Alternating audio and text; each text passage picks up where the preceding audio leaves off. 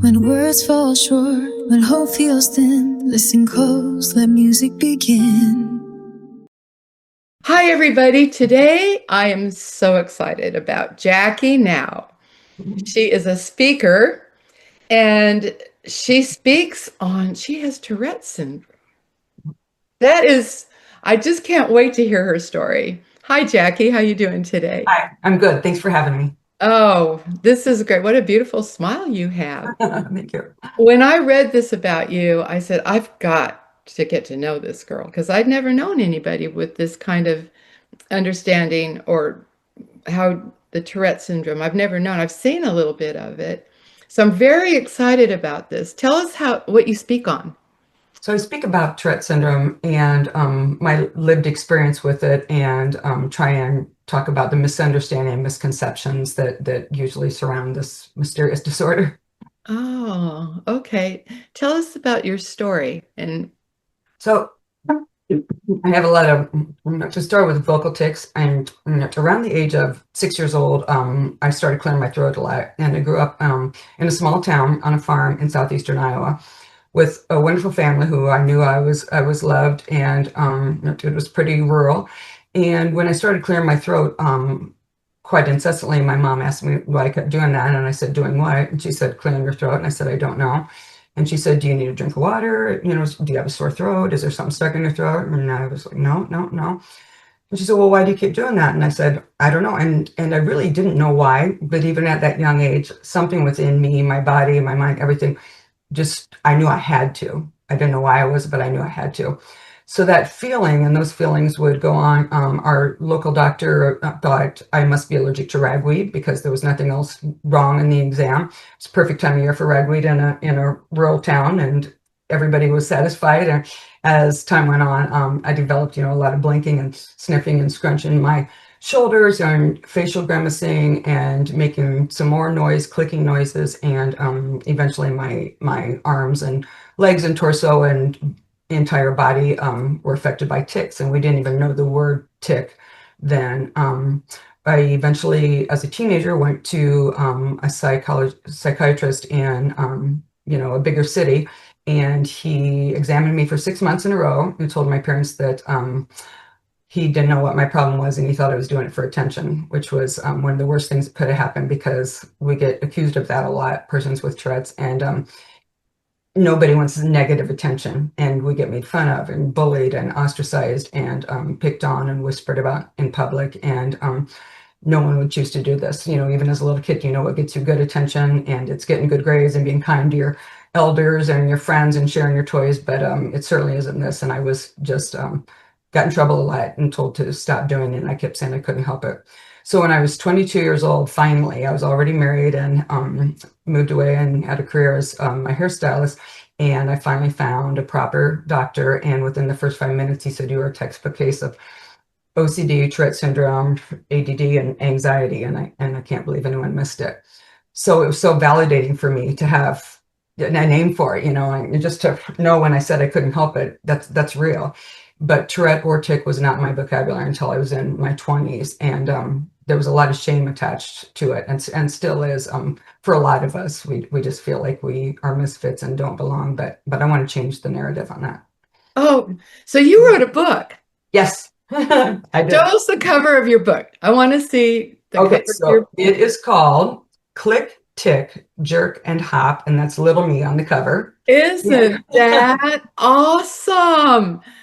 And Yes, you wrote this for children to understand Tourette syndrome and for children who have it right. to know they're not alone. Oh, that's awesome. Okay, read us your book. Okay, thank you. This is something that I wish I would have had when I was a kid. What I wish I would have known what I had, and I wish I would have had a resource like this to make me feel less alone. So my story is, I click and I tick and I jerk and I twerk. I don't understand why my life is such work. I jump and I hop. Why can't I just stop? I scrunch up my nose like a cute little bunny, but when I can't stop, I don't think it's funny. I try to be good and sit on my hands, but soon they're waving like I'm leading the band. My head and my shoulders have a mind of their own. Will I still be like this when I'm fully grown? I spit and I sputter and blow on my chest. hard to relax when your body won't rest. I tap and I clap and do things I can't mention. How can anyone think I do this for attention? There are people like me who just hide in their homes. It makes me feel sad they feel so alone. But just when I thought that I'd never belong, I went to a camp that made me feel strong. There were other kids there who had tics like me. We laughed and we played and were totally free. I finally realized that I'm more than my movements. Doesn't everyone deserve room for improvement? This funny condition is what makes me me. I know it's the way I was meant to be. Most people just try to blend in with the crowd. It's okay to be different. That should make you proud. So be who you are and do what you do and make everyone else wish that they were like you. Thank you. Oh my goodness. I'm pretty speechless. Thank you. And that's hard for me. Thank you. It was a labor of love. I got tears. Oh my gosh. How beautiful. Thanks. How absolutely beautiful. What a beautiful human being you are. Well, thank you. This I is don't feel that way. a real honor. I'm not kidding. Thank you. This is a real honor because it takes so much courage to get up in front of crowds like you do and speak with your condition. It does. It really does. And I feel like if not me, then who? So it's my passion. I feel that God is leading me to shed light on this mysterious disorder, demystify it. And he doesn't make mistakes. He makes everyone exactly the way they're meant to be. And once I, got into my 50s and started believing in that, then I'm out to blaze a trail because we shouldn't have the shame that's attached to this. It is human stigma. And you're such a beautiful woman. Well, thank you. So tell us is a story of somebody that you helped, that you actually were able to help. So there's so many times that I feel like I get nervous every time I speak, and people with Tourette syndrome aren't typically standing in line to bring attention to themselves, and I'm one of those people. But again, I feel like I've been given this platform, and God is allowing me to have different venues to speak. So I have people come up to talk to me after I give talks at colleges or groups or Rotary groups or whatever it might be. And they all are so meaningful. But the one that stands out the most is when I get called to schools when kids that have Tourette's and here in our local city, and they're usually getting bullied and picked on, and their life is hard enough anyway. Our lives are hard enough anyway, just, having this mind and body that's out of control, and that you don't have control over.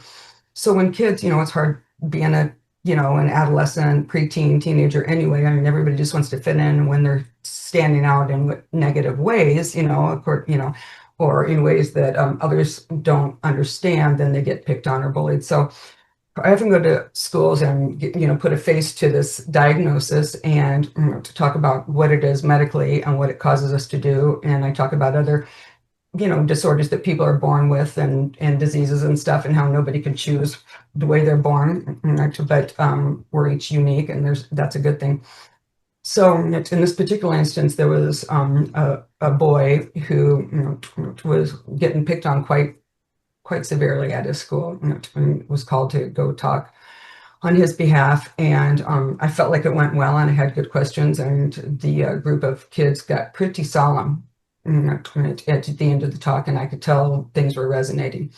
So I didn't see this young boy again with Tourette's for about 6 months. And when I ran into him again and saw him, I said, "So how's everything going now?" And he said, "Life is so much better after you talked to my class last year."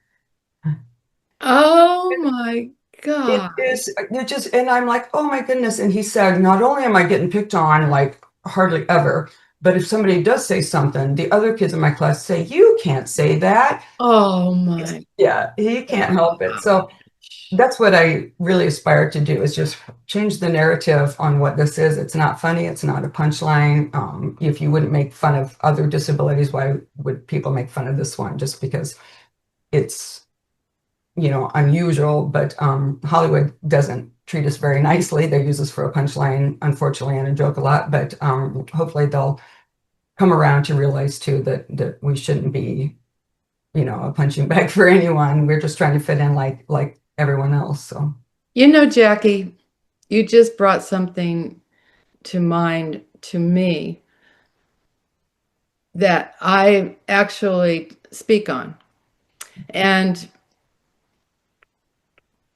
the bullies are really like the mean girls or, the bullies, all of that.